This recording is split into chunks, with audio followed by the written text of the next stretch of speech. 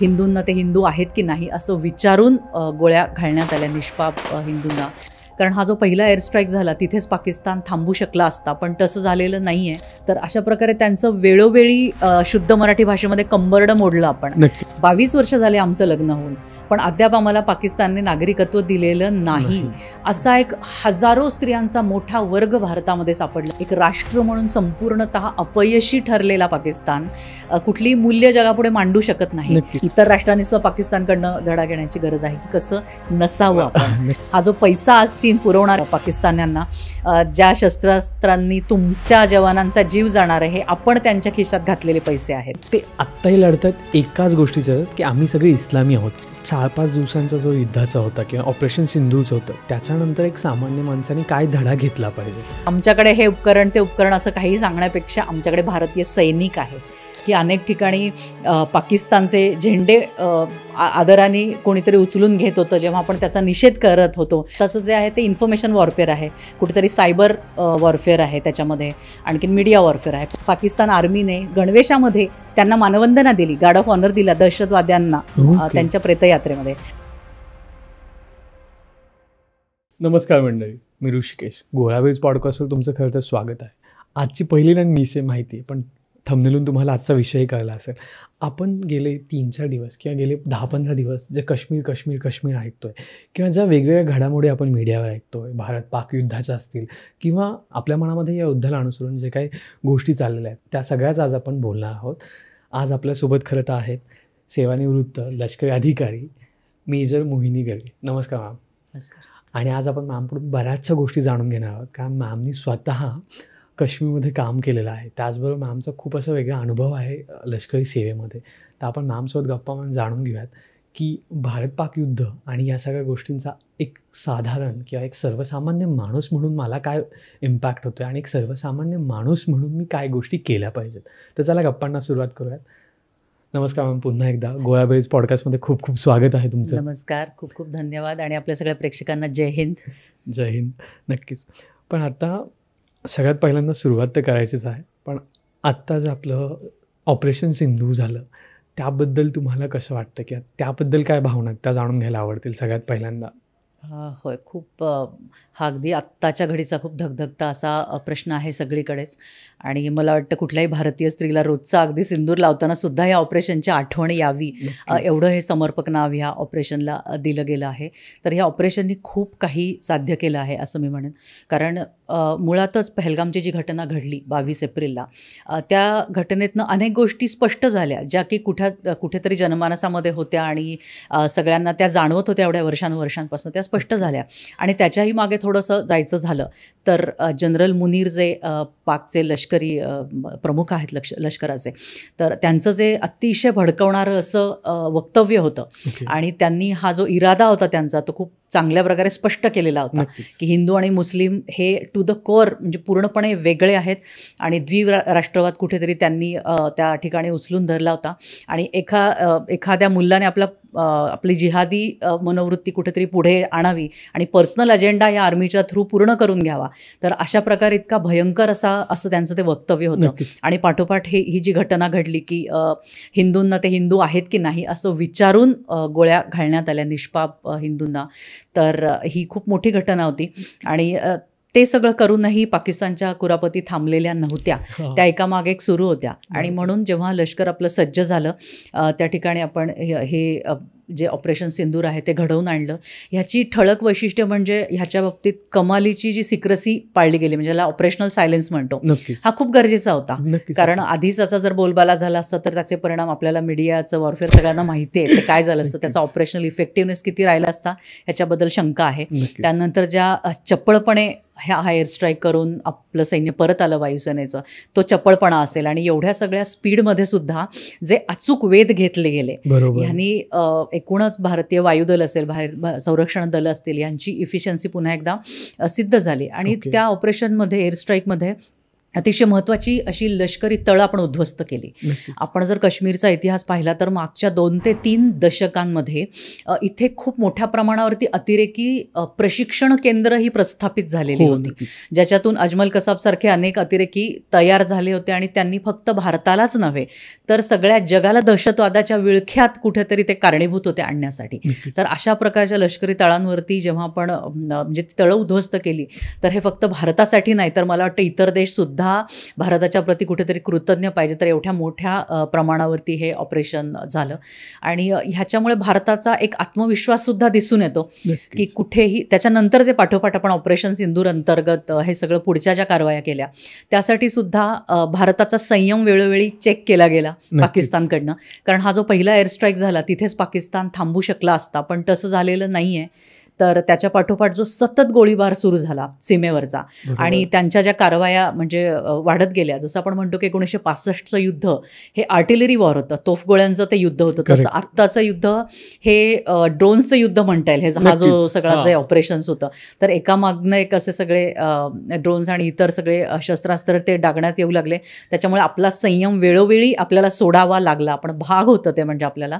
आणि त्याच्यातनं कराचीवरचा जो इंडियन नेव्हीने मोठा हल्ला म्हणजे मोठं आक्रमण जे केलं त्यांच्यावरती, तर अशा प्रकारे त्यांचं वेळोवेळी शुद्ध मराठी भाषेमध्ये कंबरडं मोडलं आपण की त्यांचं त्यांची जी सगळी एअर डिफेन्सचं सिस्टीम असेल ती कोलॅप्स झाली. जे सगळं त्यांचं नेव्हीचं जे म्हणजे रावळपिंडी किंवा इतर जे त्यांची बलस्थानं समजली जायची तर ती किती कमकुवत आहेत हे त्यांनाही कळलं आणि सगळ्या जगापुढे सुद्धा सिद्ध झालं. आणि भारताने कुठल्याही मदतीशिवाय जागतिक पातळीवरच्या किंवा कुणाच्याही सल्ल्याशिवाय कोणत्याही दबावामध्ये न येता स्वतंत्रपणे ही स्ट्रॅटेजी आखली.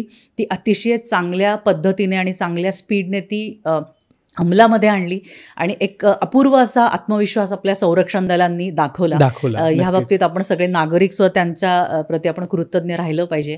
तर अशा प्रकारे ही सगळी हे ऑपरेशन सिंदूर हे आपण नुकतंच पार पाडलं. आणि त्यातला सगळ्यात मेजर पार्ट मला वाटतं की ज्यावेळेस प्रेस कॉन्फरन्स घेतली गव्हर्नमेंटनी या लष्करांनी त्यावेळेस 2 साईडला 2 महिला होत्या. त्याबद्दलही तुमच्याकडून ऐकायला, कारण तुम्ही पण महिला आहात, तुम्ही पण सेनेमध्ये काम केलं आहे, तो पण एक खूप प्रखरतेने आपण जे वुमन एम्पॉवरमेंट म्हणतो किंवा आपण जे म्हणतो की महिलांनी पुढं आलं पाहिजे, तर त्यासाठी गव्हर्नमेंटने सुद्धा तो चान्स दिला आणि त्या सगळ्या जबाबदाऱ्या त्यांनी खूप उत्तम प्रकारे पार पाडल्यात. म्हणजे आपल्या प्रेसमधल्या आपण जर नोट्स पण ऐकल्या तर सांगताना ऑपरेशनसुद्धा त्या इतकं डिटेल आणि इतकं कामनेसनी सांगत होत्या. म्हणजे डेफिनेटली सैन्य असल्यानंतर मनामध्ये बऱ्याचशा गोष्टी असणार पण तो पण कसा असतो किंवा तो कसा होता.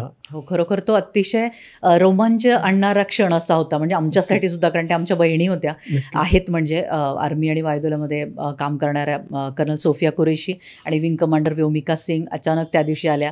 म्हणजे आपण असं मराठीत म्हणतो की त्या आल्या आणि त्यांनी जिंकलं, अशा पद्धतीने त्या तिथे आल्या आणि त्यांनी अतिशय नेमकेपणाने ती संपूर्ण मोहीम समजावून सांगितली आणि एकही शब्द कमी जास्त नाही. तसंच अतिशय सुंदर पद्धतीने पुरावे आपण सादर केले. कारण पाकिस्तानला पुरावे तोंडावरती मारणं हे अतिशय महत्त्वाचं आहे आणि भारतातल्या सुद्धा काही जणांसाठी. कारण बालाकोटचं सुद्धा जे एअर स्ट्राईक झालं तर ते झालं की नाही अशा पद्धतीने त्याच्यावरती प्रश्नचिन्ह उपस्थित करण्यात आले होते. तर अशा पद्धतीने त्यांनी त्या ती सगळी मोहीम सुंदर पद्धतीने समजावून सांगितली. दुसऱ्याही दिवशी त्या आल्या आणि त्या दिवशी त्या कॉम्बॅटमध्ये होत्या प्रॉपर आणि त्या सगळं समजावून सांगत होत्या. आपले जे परराष्ट्र सचिव होते श्री मिस्री यांच्या मार्गदर्शनाखाली. हा अतिशय सकारात्मक असा चेहरा आहे आपल्या संरक्षण दलांचा आणि एका मोठ्या बदलाला आपण सगळे सामोरं जात आहोत. एका सुंदर वळणावरती आपण आहोत, ह्याचं कुठेतरी ते प्रतीक आहे. तू अगदी छान म्हणालास की महिला सक्षमीकरणाचं ते एका अर्थाने प्रतीक आहे. कारण एक कर्नल होणं आर्मीमध्ये ही खूप मोठी गोष्ट आहे. जे कर्नल सोफिया कुरेशी ज्या पद्धतीने सिग्नल कोअरमध्ये त्या आहेत आणि त्या मोठ्या पदावरती आहेत आणि अशा पद्धतीने त्यांनी हे सगळं समजून सांगितलं. तर निश्चितच भारताच्या कानाकोपऱ्यातल्या मुलींसाठी, त्यांच्या पालकांसाठी ही खूप मोठी प्रेरणा आहे की जेव्हा कर्नल कुरेशींचे सासरे सांगतात की त्यांचं अभिमानाने ऊर कसं भरून आलं, तेव्हा आपल्यालाही ते खूप टचिंग वाटतं. आणि जेव्हा व्योमिका सिंग यांचे आई बाबा अतिशय साध्या घरातले ते समजावून सांगतात की त्यांनी त्या मुलीला कसं घडवलं आणि अतिशय कंपोस्ट अशा पद्धतीने, कुठेही त्याच्यामध्ये बोलण्यामध्ये अभिनिवेश नव्हता. नक्कीच. तर एवढ्या छान पद्धतीने ते समजून सांगितलं. खूप सुंदर आहे, सकारात्मक आहे आणि हा जो टेम्पो आहे आपला महिला सक्षमीकरणाचा, हा आता कुठे कमी नको व्हायला आणि हा असाच वाढत राहिला पाहिजे अशी मनोमन कामना आहे. आणि तो एक असतो ना की बॅक ऑफ द माइंड आपण फक्त म्हणतो की आपण सगळीकडे आहोत का, पण या पोझिशनने भारताने दाखवून दिलं नाही आपण सगळीकडे आहोत बेसिकली, की आमच्याकडे ज्या महिला आहेत त्या फक्त IT फील्डमध्ये किंवा त्या पर्टिक्युलर फील्डपुरत्या मर्यादित नाही आहेत, त्या सगळ्या फील्ड्समध्ये आहेत. म्हणजे आज आपण US, अमेरिका किंवा कॅनडाची उदाहरणं देतो त्याचं सक्षमीकरणासाठी किंवा त्यांच्या कामासाठी, ते आज आपण पण करून दाखवलं असं मला वाटतं. आणि ऑपरेशन सिंदूरसाठी हे खूप समर्पक होतं. करेक्ट. कारण सिंदूर कुठेतरी हे इतकं मोठं दुर्दैव होतं की त्या महिलांचा सिंदूर राजरोसपणे पुसल्या गेला, जर आपण अगदी साध्या भाषेमध्ये त्याचं वर्णन करायचं झालं तर. आणि की हो आम्ही केलं, हे आम्हाला फक्र आहे. आणि लगेचच लष्कर ए तोयबानी त्याची जबाबदारी घेतली की होय आम्ही हे घडवून आणलं इथे, त्याला कन्फेस केलं. आणि अशा पद्धतीने केल्यावरती पुन्हा एकदा कुठेतरी दुर्बल अशा कॅटेगरीमध्ये महिलांना टाकण्यात आलं की आता त्यांचं सर्वस्व आम्ही घेऊन टाकलेलं आहे आणि तर तुम्ही जाऊन सांगा म्हणून. तर त्याला एक कुठेतरी उत्तर म्हणून अतिशय छान पद्धतीने या दोघींनी ते खरोखर जाऊन सांगितलं. आणि त्यांना नव्हे तर संपूर्ण जगाला सांगितलं की भारताच्या स्त्री शक्तीशी कुठल्याही प्रकारे तुम्ही जर काही त्याच्या हात घालू बघितला त्या शक्तीला, तर त्याचा परिणाम हा वाईट होणार नाही. कारण स्त्रीच्या सन्मानासाठी आम्ही काहीही करू शकतो. आपण इतक्या वेळ खूप असं भारतीय संस्कृती बोलतो आणि आपल्यात सगळ्यात मोठा मान त्याला दिलेला आहे, म्हणजे सिंदूर म्हणा किंवा लग्न म्हणा त्या संस्थेला दिलेला आहे. आणि त्याच्यावर तुम्ही जर आघात केला तर आम्ही प्रत्युत्तर देणार. आणि ते खूप आपण शांतपणे राहून दिले. म्हणजे जसं तुम्ही म्हणालात त्याचे जे सिक्युरिटीज आहेत किंवा त्याचे जे गोपनीयता आहे ती तोपर्यंत माहीत नव्हती जोपर्यंत काही घडतंय. पण आपण त्याच्या आधी थोड्याशा गोष्टी दाखवल्या. म्हणजे भारताने सांगितलं की आपण सिंधू करार रद्द करतोय किंवा शिमला करार आपण रद्द करतोय, पाकिस्तानचे आपण संबंध तोडतोय, पण स्टील मागे ऑपरेशनच्या गोष्टी चालू होत्या किंवा त्या आखत होता प्लॅन त्याच्यासाठी. मला इथे थोडंसं ॲड करायला आवडेल की ही स्ट्रॅटेजी मुळातच कसं असतं, ह्याच्यात दोन प्रकार असतात, एक कायनेटिक ॲक्शन आणि नॉन कायनेटिक. तर कायनेटिक म्हणजे आपण जे प्रत्यक्ष कारवाया करतो लष्कराच्या, तर नॉन कायनेटिक म्हणजे अशा प्रकारचे जे आपण स्ट्रॅटेजीज आखतो जी मुळात सुरू झालं. कारण भारत हा मुळात संयम राखणारा देश आहे, शांतीप्रधान देश आहे आणि आपल्याला शांती हवी आहे असं तो वारंवार सांगत आलेला आहे. आपली परंपरा ही सैन्य परंपरा तेच सांगते आणि आजही आपण तेच सांगतो. तर त्याच्यामध्ये अगदी पहिलेच आपण उठलो आणि त्याच्यावरती आक्रमण केलं असं झालेलं नाही आहे. तर त्वरित जी सरकारने कारवाई केली की ते पाणी थांबवलं, हा खूप मोठा स्ट्रॅटेजीचाच प्लॅन होता. आणि स्टेप बाय स्टेप ते सगळं गेलं, अतिशय चांगल्या प्रकारे ते घडवून आणलं गेलं की पाण्याच्या राजकारणातनं कुठेतरी त्याची सुरुवात केली आणि नंतर विजावरती जी बंधनं आणली गेली त्याच्यामधनं आपल्या देशामध्ये पहिल्यांदा कळलं की एवढ्या मोठ्या प्रमाणावरती पाकिस्तानी नागरिक भारतात आहेत. हे आपल्याला कधीही याच्यापूर्वी इतकं ठळकपणे जाणवलं नव्हतं. वर्षानुवर्षांपासनं ज्या स्त्रिया पाकिस्तानी नागरिकत्व त्यांनी तिथे अप्लाय केलं होतं आणि त्याच्या स्लिप्स दाखवत फिरत होत्या कुठेतरी बॉर्डरवरती की आम्ही पाकिस्तानात नाही दाखवू शकत, आम्ही तिथे विजाला नागरिकत्व आम्ही प्रवेश तिथे भरल्यात, प्रवेशिका आम्ही अप्लाय केलंय. आणि कधी केलंय तर 20 वर्ष झाले, 22 वर्ष झाले आमचं लग्न होऊन, पण अद्याप आम्हाला पाकिस्तानने नागरिकत्व दिलेलं नाही. असा एक हजारो स्त्रियांचा मोठा वर्ग भारतामध्ये सापडला. तर ह्या गोष्टी आपल्याला कधीही आतापर्यंत इतक्या ठळकपणे कधीही माहीत नव्हत्या. आणि मला हेही सांगायला आवडेल इथे की याच्या पुढेही हे सीजफायर झालेलं आहे, पण ही सगळी ज्या म्हणजे ह्या ज्या कंडिशन्स आहेत तर ह्या अप्लाय होणारच आहेत. विजावरती जी बंधनं आहेत ती आहेतच, त्यानंतर बॉर्डर ज्या आपल्या बंद राहणार आहेत सगळ्यांसाठी, आओ जाओ घर तुम्हारा असं नाही आहे, त्या सगळ्यांसाठी बंद राहणार आहेत. सिंधू जल करार आपला तो बरकरार राहणार आहे.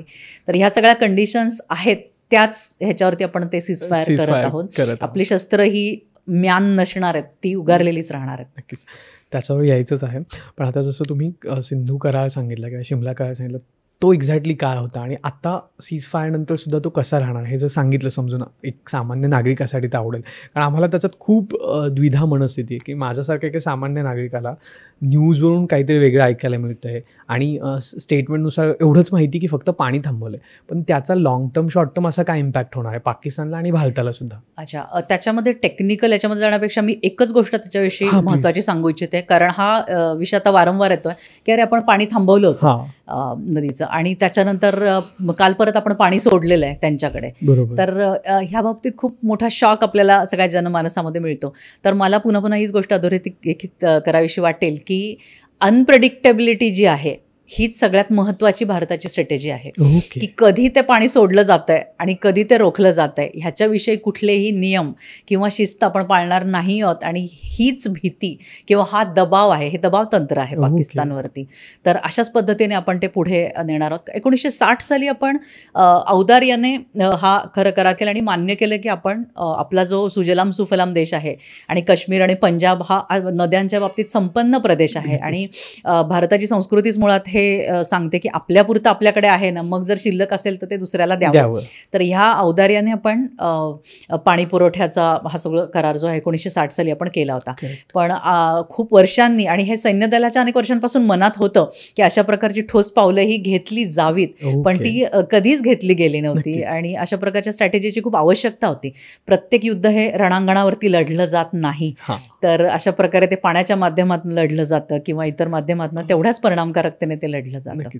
म्हणजे या युद्धाच्या ह्याच्यानुसार जे आत्ता एक 10 ते 12 दिवसात घडामोडी घडत आहेत ना, त्याच्यानुसार जर आपण इतिहास शिकलो असेल तर आपल्या डोळ्यांसमोर शिवरायांचा इतिहास सटकणी जातो की कधी गनिमी कावा केला जातोय, कधी शत्रूला डायरेक्ट लढलं जात आहे, कधी नाही तुरी देऊन बाहेर येत आहेत, किंवा कधी आपण लाल महालाच्या गोष्टी ऐकतो शिवरायांचा, तर तसं केलं जातं. तसंच भारताने कुठेतरी स्ट्रॅटेजी केलं की कधी डायरेक्ट गोष्टी केल्यात, कधी इनडायरेक्ट केल्यात, किंवा कधी तुम्ही रात्री 1:30 वाजता काहीतरी अटॅक करता आणि तुम्हाला सकाळी कळतं असं काहीतरी घडलं जेव्हा प्रेस कॉन्फरन्स होते तेव्हा.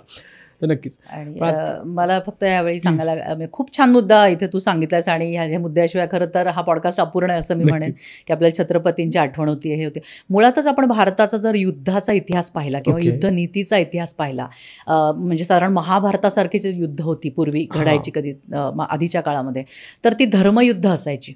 कारण मुळातच आपण आज कितीही म्हटलं तरी आपल्याला की युद्ध नको आहे, शांती हवी आहे, पण भारतीय संस्कृतीमध्ये शुक्रनीतीमध्ये युद्ध हे कधीही वर्जित नाही आहे. धर्मासाठी आणि न्यायासाठी केलेलं कुठलंही युद्ध हे धर्मसंमत आहे भारतीय तत्वज्ञानामध्ये. तर त्याच्यामध्ये आधी धर्मयुद्ध व्हायची की ज्याचे अनेक काटेकोर नियम असायचे. म्हणजे खूप इंटरेस्टिंग आहे म्हणून केवळ मला आपल्या सगळ्या प्रेक्षकांसाठी सांगावंसं वाटतं की शंखध्वनी व्हायचा सकाळी आपण बघत असू रामायण महाभारतामध्ये की विशिष्ट वेळी सूर्योदयाच्या वेळी ते युद्ध सुरू व्हायचं, सूर्यास्त झाला की शंख वाजायचा, ते युद्ध समाप्त व्हायचं. त्यानंतर नियम असायचे, त्याची सगळी आधी माहिती दिली जायची. कमरेच्या खाली आघात करण्यासाठी म्हणजे हे असायचं, निशस्त्रावरती सुद्धा वार केला जायचा नाही, कमरेच्या वरती कधी आघात करायचा आणि खाली कधी करायचा ह्याचे स्वनियम ठरलेले असायचे. तर हे असं युद्धाचं व्याकरण खूप स्पष्ट होतं आणि त्याच्यानंतर ते युद्ध केलं जायचं. परंतु परकीय आक्रमण होत गेली भारतावरती आणि तेव्हा कळलं की नाही, आपण इतकं सज्जन राहून चालणार नाही आहे. म्हणून आपलं जे परिवर्तन आहे ते धर्मयुद्धाकडून कुटयुद्धाकडे झालेलं आहे, गनिमी काव्याकडे झालेलं आहे. आणि हे राणा प्रताप असतील, शिवाजी महाराज असतील, त्यांनी बरोबर ओळखलं की ह्या गनिमाशी फार चांगलं वागून चालणार नाही आहे. आणि दुसरं म्हणजे कमी सैनिक असताना, कमी सगळे आपल्याकडे उपकरणं साधनं असताना जे लढलं गेलं ते तो गनिमी कावा होता. आणि तेच आपण ह्या ठिकाणी हे केलं आहोत की दोन जेव्हा बरोबरीचे देश असतात, दोन राष्ट्र असतात, जसं की भारत पाकिस्तानबद्दल सांगायचं झालं तर लोकशाही प्रधान आहे भारत. भारत हा धर्मनिरपेक्ष देश आहे. कालच कर्नल कुरेशींनी खूप छान पद्धतीने सांगितलं की आम्ही सगळी सैन्यामध्ये सगळी धर्मस्थळं आहेत, आम्ही सगळ्यांपुढे सगळ्यांना नमस्कार करतो आणि त्यांना अत्युच्च आदर देतो. तर ही सगळी जी मूल्य आहेत ही भारताकडे आहेत. पाकिस्तानकडे काय आहे? तर काहीही नाही आहे. एक राष्ट्र म्हणून संपूर्णतः अपयशी ठरलेला पाकिस्तान कुठलीही मूल्य जगापुढे मांडू शकत नाही. तर अशांशी आपण कुठल्या पातळीवर जाऊन युद्ध करणार आणि करावं तर लागणार, कारण आपण सगळं काही बदलू शकतो पण शेजारी बदलू शकत नाही. मान्य अटलजी पूर्वी जे म्हणून गेले की पडोसी नाही हम बदल सकते, हे चालू राहणार. तर अशा प्रकारे आपल्याला तो शत्रू जोखून हळूहळू हळू आपण तू जसं म्हणाला छत्रपतींसारखं तेच आजही यशस्वी ठरत आहे. नक्कीच. आता तुम्ही पाकिस्तानविषयी बोलतच होतात, मूल्यांविषयी, तर मला पाकिस्तान एक देश म्हणून किंवा एक सैनिक अधिकारी म्हणून तुम्हाला त्या भूभागाकडे बघताना कसं वाटतंय? कारण तिथे सामान्य नागरिक पण राहत आहेत, पण ह्या ज्या गोष्टी आहेत किंवा जसं टेररिझम आहे तिथे वर्चस्व आलं आहे, पण त्याच्याकडे बघताना तुम्हाला कसं वाटतंय? मी आता जे मगाशी म्हणाले की एक राष्ट्र म्हणून संपूर्णतः अपयशी ठरलं आहे, तर ह्याला अनेक कारणीभूत अशा गोष्टी आहेत. सगळ्यात महत्त्वाचं म्हणजे अर्थव्यवस्था. अशी काही त्यांची स्वतःची अर्थव्यवस्था विकसित झालेली नाही आणि आता तर ती इतकी मोडकळीला आलेली आहे की अतिशय हास्यास्पद आहे. त्यांनी इंटरनॅशनल मॉनिटरी फंडकडे युद्ध लढण्यासाठी कर्ज मागितलं आणि ते कर्ज त्यांना आश्चर्य म्हणजे मंजूरही झालेलं आहे. परंतु प्रश्न असा पडतो की अशा प्रकारे कुठून कर्ज घेऊन युद्ध लढली जाऊ शकतात का? आणि एक राष्ट्र जेव्हा विजयी होतं तेव्हा त्या राष्ट्राचं संरक्षण दल विजयी होतं, त्या राष्ट्राचं जनमानस विजयी होत असतं. हा जो विजयाचा संकल्प असतो हा कुठूनही भीक मागितलेल्या पैशातनं येत नसतो, तो चांगल्या मूल्यांनी येत असतो. तर हे मूल्य जर पाकिस्तानकडे नसतील तर कुठल्या विजयासाठी त्यांनी ते कर्ज घेतलेलं आहे हे माहिती नाही आहे. त्यानंतर अंतर्गत जी अस्थिरता आहे ह्यानी पाकिस्तान सध्या पेटलेलं आहे. अगदी उदाहरण सांगायचं झालं तर बलुचिस्तानचं सांगता येईल की बलुचिस्तान हा वेगळा होऊ पाहतोय अनेक वर्षांपासून. तिथल्या नागरिकांची जी कुचंबणा आहे आपण बघू शकतो आज इंटरनेटच्या माध्यमातून. आता ह्या 2-3 दिवसांमध्ये सुद्धा ह्या सगळ्या चकमकींचा फायदा घेऊन बलुचिस्तानच्या बंडखोरांनी सुरुवात केलीच होती. तर सिंध, बलुचिस्तान, पख्तून असे जे त्याचे 4 भाग आहेत तर ह्याचे तुकडे पडणारच लवकर अशा परिस्थितीवरती तो आहे. आणखीन स्त्रियांची कुचंबना आहे कुठेतरी, तर ती देखील त्याच्यामध्ये होत आहे. आणि सगळ्यांच्या मुळाशी आहे या राष्ट्राचा जो आधार आहे की मूलतत्ववाद. तो जोपर्यंत संपत नाही तोपर्यंत स्वतः पाकिस्तानही अस्थिर राहणार आणि तो जगभरातल्या इतर देशांमध्ये सुद्धा दहशतवादी पुरवत राहणार आणि त्यांनाही अस्थिर होत राहणार. तर हा जो फंडामेंटलिझम आहे हा कुठेही भारतात असो पाकिस्तानमध्ये असो ह्याचा खरोखर म्हणजे अभ्यास करण्याची आज गरज आहे की किती मोठं धोकादायी हे सगळं आहे. इतर राष्ट्रांनी सुद्धा पाकिस्तानकडनं धडा घेण्याची गरज आहे की कसं नसावं आपण. तर अशा ह्या वळणावरती पाकिस्तान आहे. दुर्दैवाने म्हणजे आपण बोलूयाच याच्याविषयी, पण चीनचा जो मिळणारा पाठिंबा आहे आज प्रकटपणे जो चीनने पाठिंबा दिलेला आहे पाकिस्तानला, ती एक अत्यंत दुर्दैवी गोष्ट आहे की आपण कुणाला पाठिंबा देत आहोत हे खरोखर चीनने सुद्धा लक्षात घेण्यासारखं आहे. आपण इतक्या अनेक वर्षांपासून आत्मनिर्भरतेविषयी बोलत आहोत की आपण भारतीयांनीच बनवलेल्या वस्तू घेऊया. चीनचं मुळात आर्थिक आक्रमण आहे सगळं. जो आपल्या सगळा देश जो पोखरलेला आहे तो चीनच्या अर्थव्यवस्थेने कुठेतरी आपल्यावरती वर्चस्व निर्माण केलं आहे, प्रस्थापित केलं आहे. पण आज या माध्यमातून मला सगळ्या आपल्या दर्शकांना हे आवर्जून सांगावं असं वाटतं की हा केवळ एक प्रोपोगंडा नाही आहे की आपण आत्मनिर्भर होऊया किंवा चीनच्या वस्तूंवर तुम्ही बहिष्कार घाला. आज जेव्हा चीनची तुम्ही ठळक बातमी बघा की आमचा उघड पाठिंबा आहे पाकिस्तानला, हा जो पैसा आज चीन पुरवणारे पाकिस्तान्यांना, ज्या शस्त्रास्त्रांनी तुमच्या जवानांचा जीव जाणार आहे हे आपण त्यांच्या खिशात घातलेले पैसे आहेत. नक्कीच. तर निदान आत्ता तरी आपण डोळे उघडले पाहिजेत आणि जे काही थोडीफार कॉम्प्रोमाइज जरी आपल्याला काही क्षेत्रांमध्ये इलेक्ट्रॉनिक डिव्हायसेस असतील किंवा काही क्षेत्रांमध्ये करता आली तरीही ती बेहत्तर, पण आपण कुठेतरी भारताच्या बनवलेल्या गोष्टी घेतल्या पाहिजेत. ही संवेदना आज जागी करण्याची गरज आहे. नाही, खरंच खूप सुंदर मुद्दा आहे हा की 1 मिनिट लागतो जे मेड इन वाचायला की मेड इन इंडिया आहे की मेड इन चायना. आणि मान्य आपण खूप ठिकाणी खूप वेगवेगळ्या ठिकाणी पैसे खूप असे खर्च करतो की ज्याची गरज नसते.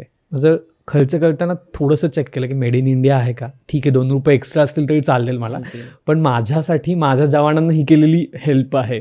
आणि त्याच मुद्द्यावर मला यायचं आहे की आत्ता मीडियामध्ये ना इतकं काय काय चालू होतं, म्हणजे माझ्यासारख्या सामान्य माणसाला असं होतं की यार उद्या काय घडणार याची शाश्वती नव्हती, की उद्या मी सेफ राहील का हे माहीत नव्हतं. पण अशा वेळेस जो जवान आहे की जी लष्करातली अधिकारी व्यक्ती आहे ती तिथे जाऊन लढती आहे, ती तिथे जाऊन काहीतरी करते आहे, मग त्यांच्या मेंटल हेल्थचं काय आहे किंवा त्यांची स्टेट कशी असते ओव्हरऑल ते सांगितलं तर खूप आवडेल. खूपच महत्त्वाचा प्रश्न आहे, कारण आपण खूप व्हिडिओजचा भडीमार झाला आहे म्हणजे ॲक्च्युली आपल्या मीडियावरती की सगळ्या जवानांना कोणीतरी निरोप देत आहेत त्यांचे कुटुंबीय आणि ते ट्रेननी चालले आहेत. त्याच्यामध्ये अनेक महिला अधिकारी किंवा जवान अशा पण होत्या. तर मेंटल हेल्थ हा खूप महत्त्वाचा इश्यू आहे. आणि आत्ता आपल्यावरती आपण सेफ घरामध्ये बसलेलो आहोत सगळेजण, तरीसुद्धा आपल्या मनामध्ये एवढा भीतीचा हे आहे, म्हणजे कोणाच दबावही आहे, भीती पण आहे. पण त्यांच्यावरती त्याच्यापेक्षा कितीतरी पटीने जास्त ती भीती आहे, कारण अनेक जणांच्या लीव म्हणजे रजा कॅन्सल करण्यात आल्या आणि आज्ञा होती की सगळ्यांनी रुजू व्हायचं आहे लवकरात लवकर. तर अशा पद्धतीने सगळे सरसावले आपलं कर्तव्य निभावण्यासाठी. आणि अनिश्चितता मुळातच म्हणजे केवळ या ऑपरेशन पुरतं मर्यादित न राहता मुळातच एक जवान आणि त्याची जी मानसिकता असते, त्याची जी आव्हानं असतात याच्याविषयी थोडंसं मला सांगायला आवडेल की दोन्ही तिन्ही गोष्टी आहेत. आता तुम्ही विचार करा की साधारण ग्रामीण भागातले जी काही मुलं आहेत आपली भरती होणारी, अनेक प्रकारची आव्हानं असतात. म्हणजे म्हातारे आईबाबा असतात, मेडिकलच्या सगळ्या समस्या असतात त्यांच्याकडे, अनेकांचे जमिनीचे तंटे सुरू असतात, अक्षरशः एवढी अनिश्चितता असते की सख्या बहिणीच्या लग्नाची तारीख कधी काढायची आहे. तर आईबाबा सतत मागे लागलेले असतात, पण तारीख देता येत नाही त्या भावाला की मी काही सांगू शकत नाही, तुम्ही काढा, मी आलो तर येईल.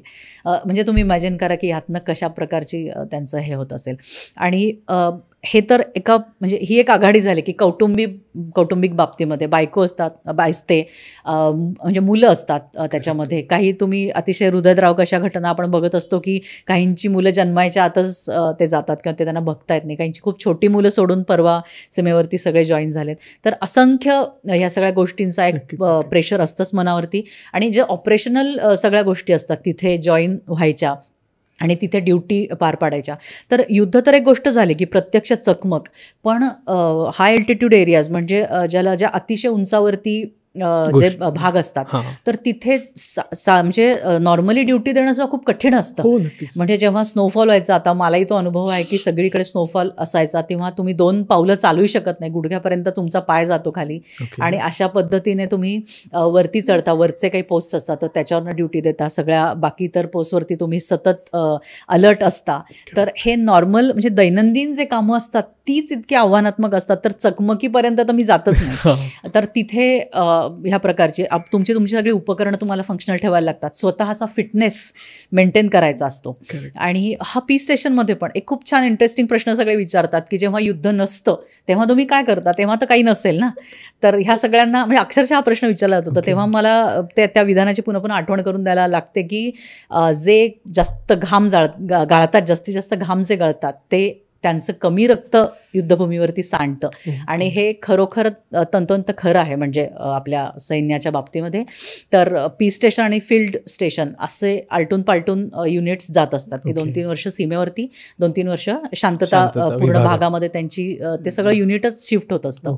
पण तिथे अनेक एक्सरसाइजेस असतात जेणेकरून त्या 2-3 वर्षांमध्ये त्या युनिट लढण्यासाठी सक्षम व्हावं.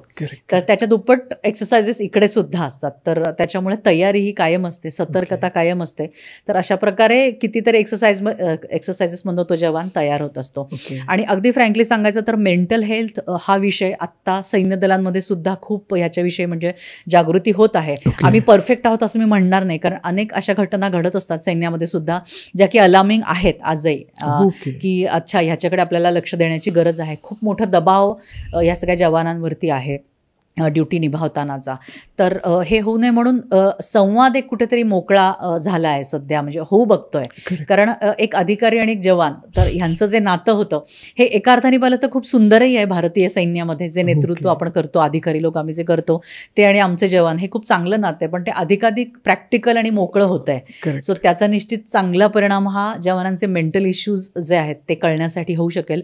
वेगवेगळ्या ठिकाणी काउन्सिलिंगसाठी जी केंद्र सुद्धा आता सुरू झालेली आहेत की जेणेकरून जवानांना काही सांगायचं असेल, बोलायचं असेल, व्यक्त व्हायचं असेल, काही त्यांना मार्गदर्शन लागणार असेल तर ते सुद्धा मिळतं. एक प्रकारचं कायदेशीर मार्गदर्शन सुद्धा त्यांना मिळतं. अनेकांचे काही कौटुंबिक प्रश्न असतात तर त्या बाबतीत सुद्धा त्यांना तिथे गावाकडे जाऊन त्या वकिलाला भेटून त्याचं मार्गदर्शन घेण्यासाठी वेळ नसतो. तर अशा वेळी त्याला जर तिथे मार्गदर्शन मिळालं तर चांगलंच आहे. तर अशा प्रकारे. आणि अजून एक मेंटल हेल्थशी रिलेटेड जो मुद्दा आहे की सिलेक्शनच्या वेळेस सुद्धा ना हा खूप महत्त्वाचा निकष आहे की ह्या सगळ्या सायकोमॅट्रिक टेस्ट आणि सायकोलॉजिकल टेस्ट सगळ्या त्यांच्या घेतल्या जातात. आमच्या अधिकाऱ्यांच्या सुद्धा. आमचं जे म्हणजे जे निवडीचे जे सगळे टप्पे जर आपण पाहिले डिटेलमध्ये तुम्हाला कळेल की जी आपली शरीराची शक्ती असते ती मनामध्ये असते. तर मनशक्ती खूप महत्त्वाची आहे आणि मनशक्ती कोणामध्ये किती आहे हे कळणाऱ्या या सगळ्या टेस्ट असतात. तर ह्या जवानांच्या सुद्धा होतात की एखादा मनुष्य किती प्रकारचं मेंटल स्ट्रेस घेऊ शकतो मुळात, तर हे तिथे पाहिलं जातं आणि मग त्या आधारावरती त्यांना भरती केलं जातं. केवळ शारीरिक फिटनेस हा त्याचा निकष नसतो अनेकदा. आणि पुढचं जे जवानांचा जो प्रवास असतो तर असं नाही आहे की अचानक त्यांना एखादी ड्युटी दिली जाते आणि तिकडे पाठवलं जातं, तर नाही. त्या भूभागामध्ये ड्युटी देण्यासाठी जे महत्त्वाचं आहे, ज्या स्वरूपात त्यांना काम करायचं आहे त्याच्याविषयी वेगवेगळे कोर्सेस देखील करवले जातात. त्या युद्धभूमीशी त्यांना परिचित केलं जातं आधी आणि मग त्या सगळ्या ड्युटीज केल्या जातात. आता काश्मीरमध्ये आपण पाहिलं तर हा अल्टिट्यूड एरियामधलं युद्ध तंत्र वेगळं असतं. त्यानंतर राजस्थानचं जे म्हणजे वाळवंट आहे पेट, तिथलं तंत्र वेगळं असतं. आपण नॉर्थ ईस्टचा जर भाग पाहिला तर तिथल्या जंगलांमध्ये लढणं, जंगल वॉरफेअर जे असतं ते खूप आव्हानात्मक असतं. ते वेगळं असतं. तर त्या बाजूला प्रशिक्षण त्यांना देऊन जेणेकरून तो मेंटल स्ट्रेस अचानक त्यांच्यावरती येऊ नये. आणि अजून एक वैशिष्ट्य सांगायचं तर लिडरशिपचे टप्पे खूप छान प्रकारे शिकवण्यासाठीची आर्मीची सिस्टीम आहे. मग तो अधिकारी असेल, जवान असेल, म्हणजे एखादा जवान असतो, मग तो नायक होतो, हवालदार होतो, आणखी नंतर तो ज्युनियर कमिशन ऑफिसर होतो. तर त्या प्रमोशनच्या टप्प्यांवरती कोर्सेस त्यांचे केले जातात, जेणेकरून त्यांची जी नेतृत्वाची पातळी आता ह्या प्रमोशन नंतर जी उंचावणार आहे त्याची काय आव्हान आहे त्याला ती एक्झॅक्टली. सो प्रशिक्षण, नेतृत्वाचं जे प्रशिक्षण दिलं जातं ते इतकं अप्रतिम आहे इंडियन आर्मीमध्ये. आणि त्याच बळावरती कमांडोज असतील किंवा हे जे बाकी जवान आपण बघतो ते असतील, अतिशय टफ पद्धतीने घडतात. आणि सगळ्यात शेवटी म्हणजे त्या ह्या मातीचे पुत्र असतात, तर तो एक जज्बा त्यांच्यामध्ये जो आहे, की आमच्याकडे हे उपकरण ते उपकरण असं काही सांगण्यापेक्षा आमच्याकडे भारतीय सैनिक आहे असं सांगणं केव्हाही म्हणजे छान वाटतं. आता तुम्ही बोलता बोलता खरं तर बोललात की तुम्ही काश्मीरमध्ये असताना असं करत होतात, तर मला तो अजून अनुभव ऐकायला आवडेल की तुम्ही ज्यावेळेस ऑन फील्ड होतात काश्मीरसारख्या एरियामध्ये, तो ओव्हरऑल एक्सपिरियन्स कसा होता तुमचा काश्मीरचा? कारण काश्मीर म्हटलं की एक तर खूप सुंदर जागा आहे किंवा एक स्वर्ग आपण ज्याला म्हणतो अशी जागा आहे भारताची, आणि तिकडे सगळ्यांना जायचं असं फिरायला, पण तिथे ऑन ड्युटी ते पण सैन्यामध्ये असताना काय होतं? खूप छान प्रश्न आहे. म्हणजे मी नेहमीच खूप मला तो भूतकाळ आठवायला छान वाटतं की साधारण 7, 8, 9 अशा 3 वर्षांच्या काळात मी तिथे होते. आणि मी मुळात कोर ऑफ इंजिनियर्समध्ये आहे, म्हणजे इंजिनियर विभागात मी काम केलं आहे आर्मीच्या. आणि काश्मीरमध्ये असताना जे इन्फंट्रीचे जवान लढतात, प्रत्यक्ष जे पायदळ लढतं, तर त्यांना जी काही तांत्रिक मदत पुरवायची असते ती सगळी आमच्याकडे जबाबदारी होती. ह्याची एक सुंदर अशी रचना असते की कोण साधारण पहिले लढतं, म्हणजे पायदळ असेल, त्यानंतर तोफांचा जो विभाग असेल, आर्टिलरी ज्याला म्हणतो, आर्मर्ड, मग त्याला इंजिनियर्स सगळे तांत्रिक मदत पुरवतात, सिग्नल्स त्याला जे काही कम्युनिकेशनचं साधनं किंवा जी काही सुविधा असतात ते देतात. नंतर मागे मेडिकल आणि लॉचं ह्या सेवा असतात. असे 3 प्रकारामध्ये त्याचं वर्गीकरण झालेलं आहे की combat arms, combat supporting arms आणि सर्व्हिसेस अशा प्रकारे. तर त्याच्यामधल्या इंजिनिअरिंग विभागामध्ये मी होते आणि त्याच्यामध्ये सगळ्या प्रकारचं तांत्रिक मदत आम्ही तिथे पुरवत होतो. जी काही म्हणजे व्हेकल्स होती, म्हणजे मी स्वतः मेकॅनिकल ट्रान्सपोर्ट ऑफिसर होते, तर जी काही वाहनांची मदत आहे किंवा JCB सारखी उपकरणं असतात, डोझर्स असतात मोठी मोठी, त्याला अशी काही पाती लागलेली असतात, आपण फोटोमध्ये बघू शकतो. तर स्नो क्लिअर करतो, कारण स्नो क्लिअर करूनच तिथे जवानांसाठी पुढची जागा निर्माण होते, कारण रेशनसुद्धा पोचणं दुर्गम भागांमध्ये अदरवाईज अवघड होऊन जातं. नंतर रस्ते बांधणं, छोटे छोटे ट्रॅक्स बांधणं, ज्यांनी पुन्हा एकदा दळणवळण सोपं होईल, अशा प्रकारचं ते काम होतं. LOC वरती खूप मोठं काम करायला लागायचं, कारण LOC ही चायनाच्या भिंतीसारखी नाही आहे की ती एकदा बांधून संपली आहे. आपण फोटोज बघू शकता, तर त्याच्यामध्ये अशी मोठी मोठी तारेची बंडलं आपल्याला दिसतात, बंडल्स. आणखीन ती दरवर्षी वादळामुळे पूर्ण खचते, त्याची पडझड होते आणि दरवर्षी ती आपल्याला उभी करावी लागते, त्याची डागडुजी करायला लागते. त्याच्यासाठी आपल्याला 10-10, 20-20 फूट अशा पूर्ण साचलेल्या बर्फात उभं राहायला लागतं.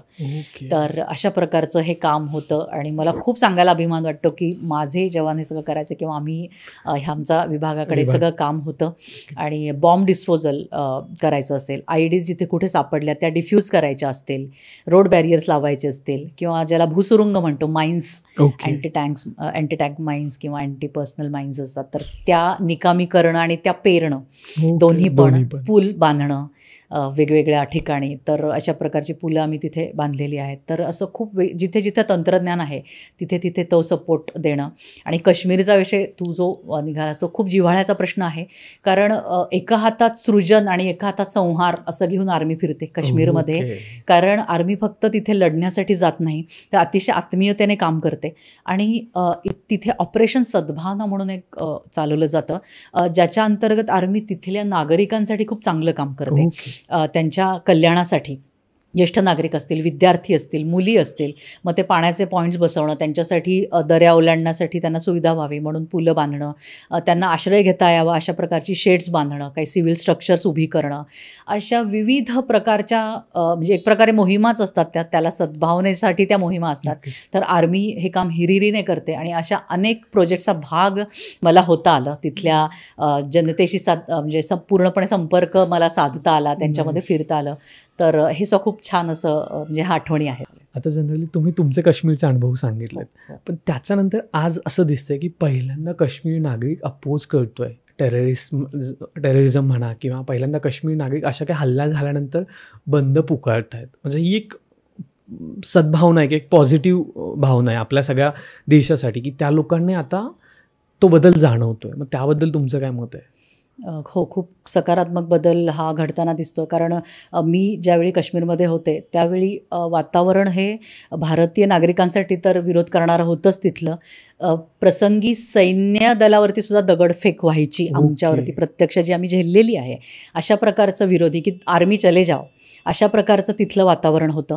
कारण आपण म्हणजे हा कॉमन सेन्स आहे, जेव्हा कुठल्याही प्रकारचा असा हल्ला होतो तेव्हा तिथली सगळी इत्थंभूत माहिती देणं, साधारण त्या पहलगामवरच्या स्पॉटवरती सुद्धा किती माणसं होती, ती कुठून आलेली होती, ही सगळी माहिती त्यांना ऑलरेडी होती. तर आधीसुद्धा आणि आत्तासुद्धा जे तिथले आहेत काश्मीरी लोक, तर त्यांच्या सहकार्याशिवाय हे शक्य नाही आहे. त्यांच्यावरती तो दबाव आहे आणि ते कुठेतरी ती माहिती पुरवली जाते. आता म्हणजे ही घटना घडली आणि नंतर अनेक गोष्टी जशा आपल्याला दिसून आल्या की मेंढपाळ विचारत होता की तुम्ही कोण आहात. मॅगी खाताना एकानं कोणीतरी नकळत विचारून गेलं की तू हिंदू आहेस का मुस्लिम आहेस, असं 3-4 जणांनी सांगितलं की आमचा धर्म कुठेतरी मध्ये रस्त्यामध्ये विचारला गेला. तर म्हणजे ते इंटचं जाळं बघा तुम्ही किती पसरलेलं आहे. हे असं आहे, हा एक दुर्दैवी भाग आहेच आणि तो पण आपण स्वीकारला पाहिजे. पण कुठेतरी आता काश्मीरमध्ये जे भारतीय नागरिक आहेत त्यांचं मतपरिवर्तन होताना दिसतंय आणि त्यांनी अशा प्रकारे जाहीरपणे या गोष्टीचा निषेध केला.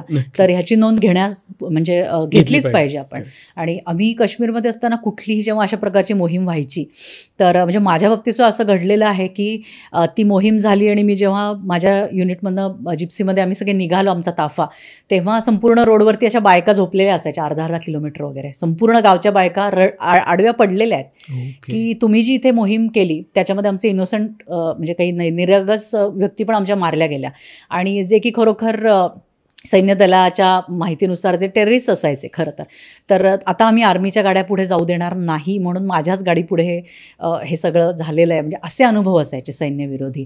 तर अशा सगळ्या पार्श्वभूमीवरती हा नागरिक कुठेतरी जागा होतोय. त्याला मी जसं मगाशी म्हणाले की पुढची पिढी आपल्याला चांगली घडवायची आहे, ही जर त्याच्यातली जाणीव जागृत होणार असेल आणि अशा प्रकारे तो दहशतवाद्यांना मदत करायला नकार देणार असेल, त्या गोष्टींचा प्रकटपणे विरोध करणार असेल तर अच्छे दिन आहेत काश्मीरसाठी असं मी म्हणेन. नक्कीच. आता त्याच्यासोबतच पुन्हा एकदा युद्धाच्या गोष्टींवर येताना मला विचारायला आवडेल की आत्ता जे पहलगाममध्ये झालं त्याच्यानंतर एक सामान्य नागरिक म्हणून माझ्या मनात हिंदू मुस्लिम हा थोडासा द्वेष जाणवतोय. किंवा आपण म्हणतो ना, माझ्या जर सोसायटीमध्ये 4 मुस्लिम आहेत, मी एकटा हिंदू आहे, तर त्यांच्याकडे बघण्याचा दृष्टिकोन थोडासा बदलला आहे. आणि ओव्हरऑल जो तो आपण जी ती घटना झाली बेसिकली किंवा ओव्हरऑल जी ती घटना झाली त्या घटनेनुसार सुद्धा हिंदू मुस्लिम तणाव वाढण्याचे चान्सेस आहेत का? किंवा ते कसे वाढत आहेत किंवा ते कसे वाढले पाहिजेत आणि कसे ते कमी पण झाले पाहिजेत इंटरनल भारतामध्ये?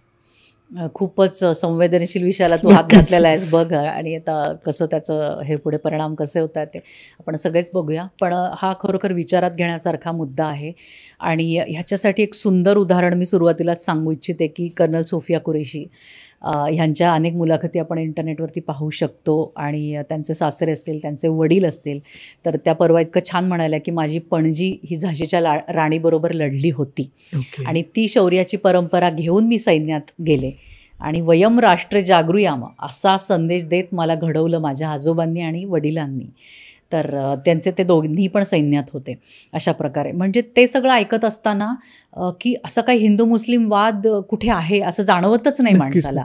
म्हणजे केवळ आडनावे म्हणून आपल्याला त्या गोष्टी कळतात. पण अशा प्रकारे मूळ भारतीय लोकधारेशी, इथल्या संस्कृतीशी जे कोणी मिसळून गेलेले भारतीय मुस्लिम आहेत त्यांच्या बाबतीत हा प्रश्न उभाच राहत नाही. कारण त्यांचे सासरे खूप छान परवा बोलले की आम्ही जे सगळे हिंदुस्थानी मुस्लिम आहोत तर आम्ही स्वतःच पाकिस्तान विरुद्ध उभे आहोत.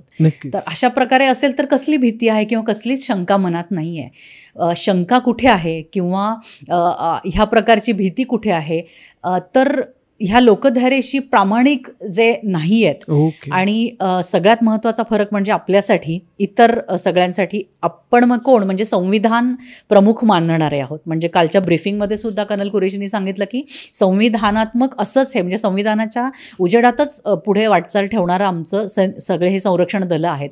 तसेच आपण नागरिक सुद्धा आहोत. तर आपण आज ज्याला म्हणूया की धर्मनिरपेक्ष भारत आहे हा खऱ्या अर्थाने. त्याच्याचमुळे आपली कुठेतरी आज युनिफॉर्म सिव्हिल कोडकडे वाटचाल सुरू आहे. पण आपल्याला ह्या सगळ्या ज्या धोरणात्मक गोष्टी राबवण्यासाठीचा विरोध वारंवार होतो आहे की एकीकडे आपण धर्मनिरपेक्ष म्हणवतोय स्वतःला आणि एकीकडे युनिफॉर्म सिव्हिल कोडसाठी आपल्याला विरोध होतोय. एकीकडे आपण स्त्रियांच्या सक्षमीकरणाबद्दल बोलतोय आणि एकीकडे आपल्याला ट्रिपल तलाक हा त्याच्यामध्ये सुधारणा घडवून आणण्यासाठीचा एवढा मोठा विरोध सहन करावा लागला तरीही आपण पुढे गेलो. तर मला असं वाटतं की हा जो प्रोग्रेसिव्ह माइंडसेट आहे हा काही कुठल्या धर्मावरती अवलंबून नाही आहे, तो आपल्या माणसांवरती अवलंबून आहे. आणि हा जर आपला खरोखर असेल, आपल्याला पुढच्या पिढीला चांगलं शिक्षण द्यायचं आहे, त्यांना चांगले संस्कार द्यायचे आहेत आणि त्यांना चांगला उत्तम नागरिक बनवायचं आहे, ह्याच्यावरती जर आपला फोकस असेल तर ह्या सगळ्या गोष्टी मी म्हणते की दुय्यम आहेत. म्हणून आपण भारताशी एकनिष्ठ राहिलं पाहिजे. जरीही मुस्लिम धर्माचा जो उगम आहे हा भारतात झालेला नाहीये, तो अरबस्थानाकडनं त्या टोळ्या आल्या आणि आपण जर अगदी सुरुवातीचा पैगंबरांचा इतिहास वाचला तर हे स्पष्ट होतं. तो भारताच्या बाहेरून आलेला असला तरी सुद्धा नंतरच्या काळामध्ये म्हणजे आता मुघल आणि इथले भारतीय मिळून इंग्रजांशी लढले. तर अशा प्रकारे ते कुठेतरी तो भारताच्या इतिहासाचा एक भाग झाला.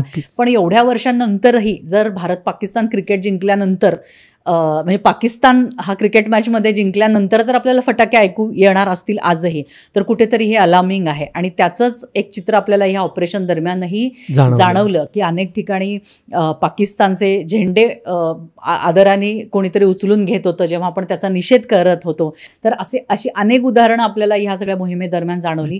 हे व्हायला नको आहे.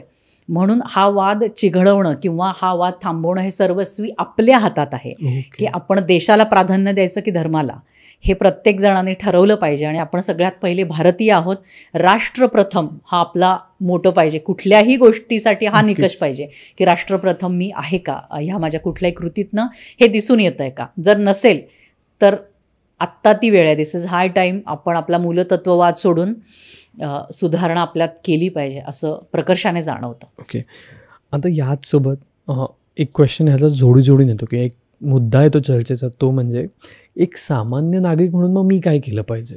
कारण प्रत्येक वेळेस असं होतं ना, सामान्य नागरिकला एक तर एवढा मोठा मीडियाचा प्रेशर असतो, त्याच्यानंतर त्याला कळत नाही की दैनंदिन जीवनात त्याला काय करायचं आणि हे काय घडतं वेगळं.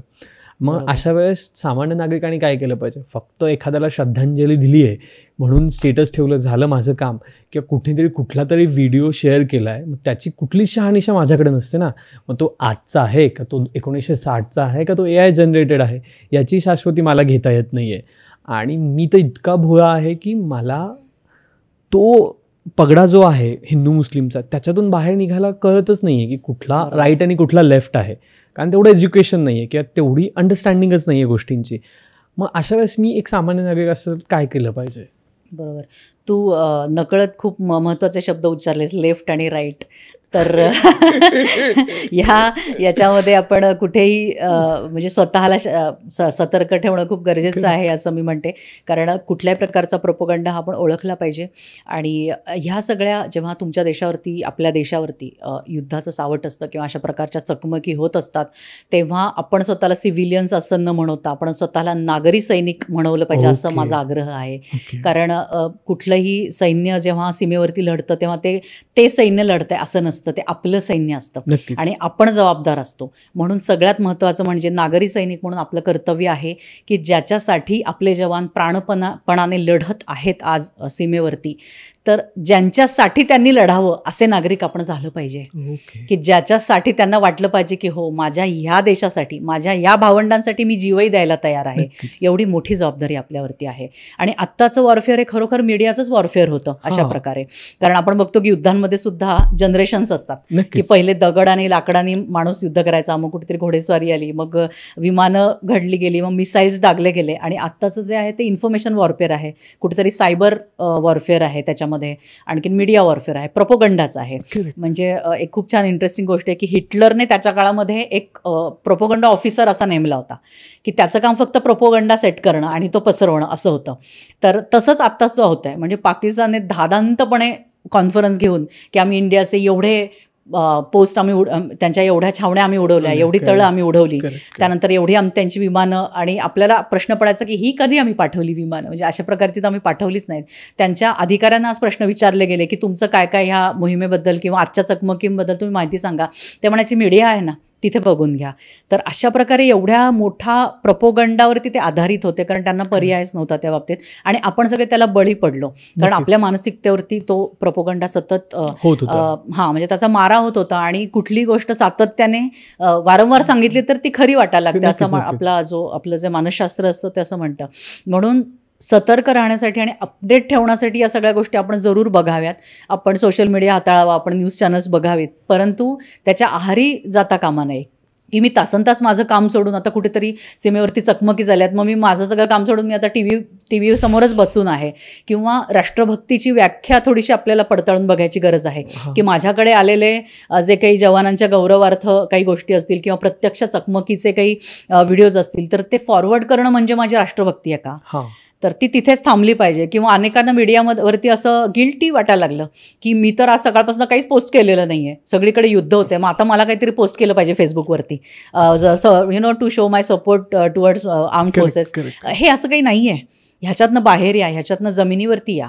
मुळात कुठेही विचलित न होता स्वतः संरक्षणक्षम असणं ही सगळ्यात मोठी काळाची गरज आहे. की आज मी त्या मीडियावरती माझा वेळ न घालवता मी स्वतः किती संघटित आहे हे जास्त गरजेचं आहे. माझं संरक्षण स्वतःचं, माझ्या आजूबाजूला असलेल्या दुर्बल घटकांचं संरक्षण, मग ते काही पेशंट्स असतील, माझ्या घरातली काही मंडळ असतील, माझी सोसायटी, मुख्यतः आम्ही ज्या सोसायटीत राहतो किंवा राहते, तर आम्ही किती एक आहोत सगळे मिळून, हे जास्त गरजेचं आहे. ऑनग्राऊंड जगणं, ना की तुम्ही किती पोस्ट फॉरवर्ड केल्यात ह्याच्यावरती काही नाही आहे ते जवानांचं मनोबल. तर अशा प्रकारे सोसायटीज असतील, वेगवेगळ्या स्टेजेसवरती ज्या लिडरशिप्स असतात त्यांच्यामध्ये कम्युनिकेशन असेल की मला जर काही आत्ता संशयास्पद काही आढळलं आहे घटना किंवा व्यक्ती, तर मी कुठे रिपोर्टिंग करायचं ह्याबाबतची सतर्कता असेल, आपले जे पाण्याचे साठे आहेत त्याच्या बाबतीतली सतर्कता असेल. तर अशा अनेक गोष्टी, सायबर क्राईम ज्याला म्हणतो आपण नेहमीच म्हणतो की आपण बँकेचे डिटेल्स देऊ नयेत वगैरे, तर हे या म्हणजे दरम्यान खूप जास्त घडतात या गोष्टी की तुमची माहिती गोळा केली जाते, तुम्हाला अनेकांनी विविध प्रकारे सायबरच्या याच्यातनं त्रास दिला जातो. ह्याच्यापासून कुठेतरी वाचणं, की आक्रमण सगळ्या बाजूंनी आहे, अवघड आहे युद्ध केवळ रणांगणावर नाही तर तुम्हाला अष्टभुजा व्हायला लागणार आहे. तुम्हाला 8ही हातांनी तुमच्यावरचा प्रतिकार म्हणजे तुम्हाला प्रतिकार करायचा आहे तुमच्यावरती झालेल्या आक्रमणाचा. इतकं अष्टपैलू होणं भाग आहे. याच्यामध्ये सोशल मीडियाला किती % आहे हे तुम्ही ठरवा. म्हणूनच काही दिवसांपूर्वी मिनिस्ट्री ऑफ डिफेन्सने एक लेटर इश्यू केलं की जे मीडियावरती बातम्या दाखवतात त्यांच्यावरती त्यांनी बंधनं घातली. कारण एक ऑपरेशन पूर्ण व्हायच्या आतच त्याचे प्रत्यक्ष व्हिडिओज आपण ते टीव्हीवरती दाखवत होतो. आणि इतिहास असं सांगतो की कंदहारचं जे हायजॅकचं प्रकरण असेल, कारगिल युद्धसुद्धा, किंवा ताज हॉटेलचं संपूर्ण रूम्स आणि त्याचं सगळं थेट प्रक्षेपण मीडियावरती चाललं होतं, ज्याच्यामुळे पुढच्या स्ट्रॅटेजीज आखायला खूप सोपं गेलं इतरांना. सो ते तुम्ही का कोली त्यांच्या हातात देताय ऑलरेडी, तर म्हणून त्यांनी बंधनं घातली होती की थेट ऑपरेशन ते संपेपर्यंत तुम्ही त्याचा कुठलाही व्हिडिओ अशा प्रकारे दाखवू शकत नाही. आणि दुसरा सगळ्यात महत्त्वाचं आपल्या नागरिकांसाठी सुद्धा आहे की सैन्याबद्दलची कुठलीही मूवमेंट, कुठलीही जी हालचाल असते ती आपण पटकन कॅप्चर करून दाखवू नये. कारण आज मीडिया हा पूर्णपणे TRPच्या मागे पळतोय. आपण दाखवत जे आहोत जी बातमी, त्याच्यामुळे आपली त्याच्यासाठीची आपल्यावरती खूप मोठी जबाबदारी, याची जाणीव खूप कमी दिसते, पुसट झालेली दिसते. म्हणून अनेक जवान त्यांच्या नावानिशी त्यांनी डिक्लेअर केलं की अमुक एक जवान इतक्या स्टेशनवरनं आता तो चाललाय, तो रवाना होतोय. त्या जवानाच्या जीवाला ह्याच्यामुळे किती मोठी भीती निर्माण होऊ शकते ह्याचं छोटंही म्हणजे आपले थोडी सुद्धा गांभीर्य आपल्याकडे जर नसेल तर आपण काय संरक्षण दलांना मदत करणार. हे धडधडीत अंजन घालण्यासारखी अनेक उदाहरणं या दरम्यान घडली. म्हणून सतर्क राहूया आणि अशा प्रकारे त्यांना सपोर्ट करूया, आपण आपल्या कामावरती फोकस करू. मोहिनीताई, तुम्ही खूप सविस्तर आणि खूप डिटेलमध्ये सांगितलं की मी नागरिक म्हणून काय केलं पाहिजे आणि किती गोष्टींवर विश्वास ठेवला पाहिजे. ते खरंच खूप भावनिक वाटतं की एखादा व्यक्ती किंवा एखादा जवान त्याच्या हळदीच्या अंगाने जातोय, ही भावनिक गोष्ट आहे. पण नक्कीच त्याचं कितपत प्रक्षेपण झालं पाहिजे आणि कुणी त्याचं प्रक्षेपण केलं पाहिजे ते आपण जाणून घेतलं पाहिजे. कारण शेवटी जसं तुम्ही म्हणालात त्याचं गांभीर्य पाहिजे आपल्याला की त्याला ते काय होऊ शकतं. म्हणजे असेही खूप लोक पेळलेली आहेत. आपण जसं मगाशी बोलताना आपण बोललो की ज्यांना अजूनही पाकिस्तानबद्दल प्रेम आहे किंवा ते पाकिस्तानचे आहेत आणि ते भारतात राहत आहेत. अशा वेळेस मला एक अजून विचारायला आवडेल की एक सरकार आणि एक सैन्य दल हे मिळून कसं काम करतं. कारण बऱ्याच असं होतं की काही गोष्टी घडल्यानंतर सीमेच्या बाहेर आपण सरकारला दोष देतो आणि सीमेवर घडल्यानंतर आपण संरक्षण दलाला दोष देतो. पण हे दोन्ही एकच युनिट आहेत किंवा एकाच बॉडीच्या अंडर येत आहेत, तर ते कसे काम करतात. खूप खूप चांगला प्रश्न आहे हा आणि 2-3 मुद्दे या बाबतीत निश्चित सांगण्यासारखे आहेत, की आपण जेव्हा मतदान करतो, एखादं शासन, एखाद्या पार्टीचं जेव्हा सरकार येतं ते होतं इथपर्यंत किंवा त्यांच्या इतर काही जी धोरणं असतात तर ती धोरणं आपापसात मिळून ठरवणं म्हणजे विरोधी पक्ष असेल किंवा सरकारी सत्ताधारी पक्ष असेल हे त्या बाबतीत खूप होऊ शकतं. म्हणजे आपण लोकशाहीमध्ये राहतो, ही टीका होणं साहजिक आहे, ती केलीच पाहिजे किंवा पुन्हा प्रश्न विचारणं हा आपला मूलभूत अधिकार आहे नागरिकांचा, इतर संघटनांचा, तो केलाच पाहिजे. परंतु युद्ध हे या सगळ्यांपेक्षा खूप वेगळ्या पातळीवरची गोष्ट आहे. युद्ध हे जेव्हा अशा प्रकारे युद्धाचा ऐलान होतो, शंख फुंकला जातो आणि सीमेवरती या सगळ्या चकमकी होतात, तिथे कुठेही आपण ते सरकार लढतंय, त्यांनी असं का केलं किंवा तुम्ही नावं डिक्लेअर करा कोण कोण दहशतवादी गेले किंवा ते ज्यांनी मारलं ते 4 दहशतवादी सोडून दुसरंच यांचं काहीतरी चाललंय, हे अनावश्यक आहे. किंवा तुम्ही इकडे सुद्धा ह्या सरकारचा प्रचार करण्याकरता कुठेतरी खूप जुने व्हिडिओज काढून त्या भागाला तुम्ही भडकवताय, हे सुद्धा करणं चुकीचं आहे. सो दोन्ही बाजूनी याचा विचार झाला पाहिजे. कारण अशा वेळेला ते जे सरकार असतं ते काही कोणी वेगळं नाही आहे, आपलं सरकार आहे. म्हणजे कुणावरती टीका करताना मुळात मोदीजी हे या देशाचे पंतप्रधान आहेत हे एक भान बाळगलंच पाहिजे ना, नागरिक म्हणून किंवा कुठली टीका करताना. त्यात त्यांचा पक्ष आणि त्यांची विचारधारा आहे तो थोडा वेळ आपण बाजूला ठेवूया, पण जेव्हा तेही भान सुटतं तेव्हा मात्र खूप विचित्र ते वाटायला लागतं सगळं. म्हणून ते जे सत्ताधारी तो पक्ष आहे, जे शासन आहे, पंतप्रधान असतील किंवा राष्ट्रपती जे तिन्ही संरक्षण दलांचे प्रमुख असतात त्यांचे निर्णय असतील, त्यानंतर तिन्ही संरक्षण दलांचे प्रमुख स्वतः आणि त्यांच्या अंडर ह्या सगळ्या ज्या म्हणजे सेना जी आपली सगळी लढते, ही एक टीम होऊन अशा वेळी काम करते. म्हणजे जे काही तिथे चाललंय ते काही मोदीजींचं स्वतःच्या मनाने तो त्यांनी आता पूर्वी जसे राजे असायचे की कुणी आहे का तिकडे, आता तुम्ही सैन्य पाठवा आणि उडवून द्या राज्याला, असं नाही आहे. ह्याच्यातनं आपण भानावर येणं गरजेचं आहे. तर त्यांचे सल्लागार समिती असते ही सगळी. त्यानंतर वेळोवेळी आपल्या सैन्य दलांची क्षमता स्पष्ट करण्यासाठी सैन्यदल प्रमुखांच्या बैठका होतात. हे तुम्हाला दिसतंय सगळं की आपण हे करू शकतो का नाही करू शकत आहे, त्यांच्यावर कुठली गोष्ट लादली जात नाहीये. या उलट एक खूप मोठी क्रांतिकारी गोष्ट म्हणजे आपल्या सैन्याला प्रचंड सूट दिलेली आहे. कारण आत्तापर्यंतच्या म्हणजे स्वातंत्र्यानंतर अनेक वर्ष जे आपलं धोरण राहिलेलं आहे ते डिफेन्सिव्ह धोरण राहिलेलं आहे की कोणी गोळीबार केली तरच त्याला प्रतिकार करा किंवा तो प्रतिकार करायच्या आधीसुद्धा परवानगी घेतली जायची. म्हणजे अनेक हास्यास्पद असे म्हणजे घटना आपल्या इतिहासात सापडतात की शेलिंग होत आहे म्हणजे तोफांचं पाकिस्तानकडनं आणि त्याला प्रत्युत्तर म्हणून आपल्याला तोफा टाकता येत नव्हत्या. तर तो फोन लावायचा हेडक्वार्टरला की अशा प्रकारे तोफा इथे टाकतायत तर आम्ही आपल्या तोफा सुरू करायच्या का. अच्छा, ते अधिकारी तिकडे अवेलेबल नाही आहेत, मग तोपर्यंत वाट बघायची. ही परिस्थिती होती, हे स्वीकारायला पाहिजे. आणि आज त्या उलट की आम्ही आमच्या जवानांचे बलिदान हे व्यर्थ जाऊ देणार नाही, अशा प्रकारे त्यांना पूर्ण खुली सूट दिलेली आहे. संरक्षण दलाचे जे प्रमुख आहेत ते सगळं हे घडवतात. म्हणून तुम्ही राजकारण्यांवर जर विश्वास नसेल तर ॲटलिस्ट आपल्या संरक्षण दलांच्या प्रमुखांवर तरी तो विश्वास एक प्रकारे दाखवला गेला पाहिजे.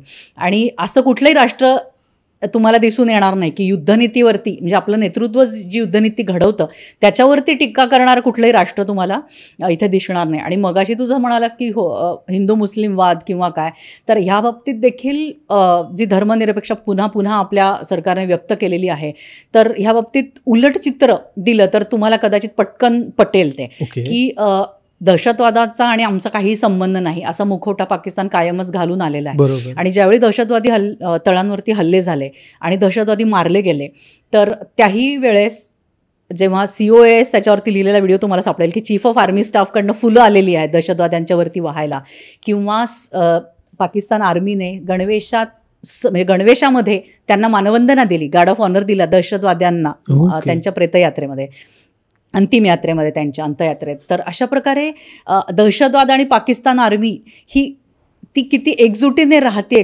कुठेतरी आणि ते साध्य करतायत एक गोष्ट. आणि या उलट आपण चांगल्या धोरणांना देखील विरोध करतोय. तर अशा प्रकारचं हा बघा म्हणजे मेंटॅलिटीमध्ये किती फरक आहे. म्हणून मला असं वाटतं की तुम्ही तटस्थपणे ह्या सगळ्या गोष्टी बघा आणि विरोध जरूर करा, पण कधी नंतर की यावेळेस आपण असं धोरण हे केलं होतं पण त्याच्याऐवजी असं धोरण चालू शकलं असतं का, तर त्याचा आपल्याला पुढच्या युद्धांमध्ये उपयोग होतो. आणि अशा प्रकारच्या टीका या नेहमीच झालेल्या आहेत. मग ते 1971चं युद्ध असो जे आपल्याला ठळकपणे इंदिरा गांधींचं नेतृत्वाला त्याचं यश आपण देतो आणि ते दिलंही पाहिजे. कारण नेतृत्वाशिवाय ह्या गोष्टी खरंच म्हणजे घडून येत नाहीत, खरं साध्य होत नाहीत. तर त्या प्रकारचं जे त्यांना आपण जे क्रेडिट देतो आणि ते दिलंच पाहिजे. तर असा कारगिलचं असेल युद्ध, तर त्याच्यातले गुणदोष हे अगदी खूप म्हणजे परखडपणे नंतर मांडण्यात आले की कारगिलच्या वेळी आपली इंटेलिजन्स सिस्टीम चांगली नव्हती, आपल्याला म्हणजे पाकिस्तानाचं आक्रमण खूप महिन्यांनी कळलं किंवा अजून काय काय बदल हवे होते आणि तिथून जे कात टाकली भारतीय संरक्षण दलांनी की मोठ्या प्रमाणामध्ये आधुनिकीकरण सुरू झालं, सकारात्मक चेंज झाला, त्यांना मोठी सूट मिळाली. तर ह्या गोष्टी इंटर रिलेटेड आहेत हे समजून घ्या आणि कुठल्याही प्रोपोगंडाला बळी पडू नका आणि पूर्ण मनाने तुम्ही संरक्षण दलांच्या मागे उभा राहा. कारण आपलं जे उंचावलेलं मनोधैर्य आहे हे त्यांच्या मनगटातली शक्ती आहे. नक्कीच. आता मला नक्कीच हे आहे आणि तुम्ही जो पॉईंट मांडलात ना तो खूप भारी. मला असं वाटतं की पाकिस्तानकडे जसं तुम्ही मागाशी म्हणालात की नीतिमूल्य अशी काहीच नाही आहेत, पण ते आत्ताही लढतात एकाच गोष्टीच्या की आम्ही सगळे इस्लामी आहोत किंवा आम्ही सगळं इस्लाम धर्माचं प्रमोट करणार आहोत.